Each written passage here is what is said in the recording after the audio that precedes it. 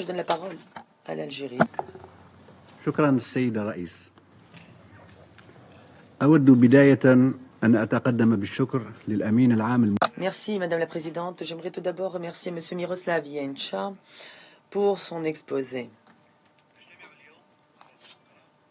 Nous nous réunissons ici encore une fois alors que la guerre en Ukraine fait de plus en plus de morts parmi les innocents et jette sur les routes des personnes qui sont de plus en plus nombreuses à chercher refuge ailleurs. La destruction des infrastructures civiles semble ne pas avoir de fin. Cette guerre, en effet, a fait subir des pertes colossales aux Russes comme aux Ukrainiens, des pertes matérielles et des pertes humaines surtout. Ce qui est particulièrement embêtant dans cette histoire, c'est que cela semble être une fatalité en l'absence de toute réponse aux initiatives lancées jusqu'ici pour rapprocher les positions des uns et des autres, qu'il s'agisse d'initiatives individuelles ou collectives.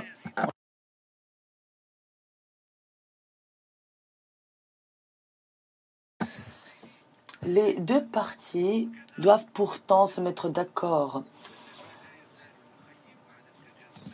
La polarisation est encore intense entre les principaux acteurs de cette crise. Pourtant, l'Algérie, à maintes reprises, a mis en garde contre cette situation, contre le statu quo. Nous avons dit à plusieurs reprises, en effet, que rien n'allait changer si nous ne faisons rien pour améliorer la situation. Bien au contraire, la situation va aller de mal en pis.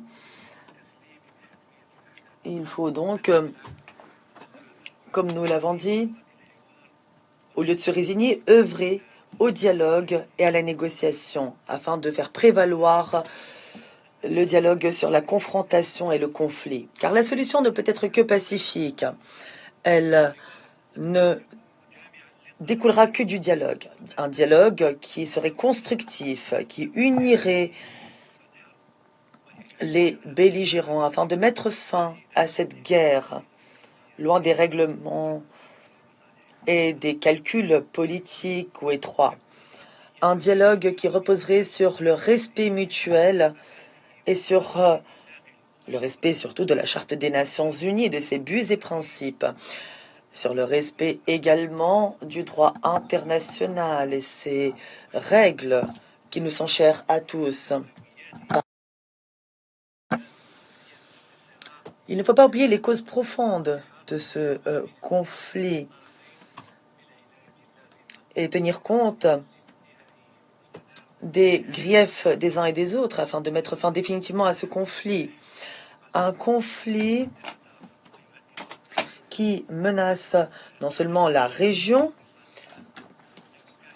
mais le monde entier, y compris les pays en développement. Partant, et dans une volonté de rapprochement des positions afin de jeter les bases de ce dialogue entre les parties, l'Algérie, en septembre dernier, a décidé d'intégrer l'initiative lancée par le Brésil et la Chine afin de renforcer les possibilités de dialogue à tous les niveaux, avec toutes les parties. Nous avons ainsi mis en place un groupe des Amis de la Paix au niveau des représentants permanents ici à New York afin de promouvoir le dialogue et faire en sorte que nos efforts ici parviennent à réaliser la paix totale. L'Algérie reste prête à tout mettre en œuvre pour qu'une solution pacifique et définitive soit trouvée à ce conflit et aux problèmes de la région. Je vous remercie.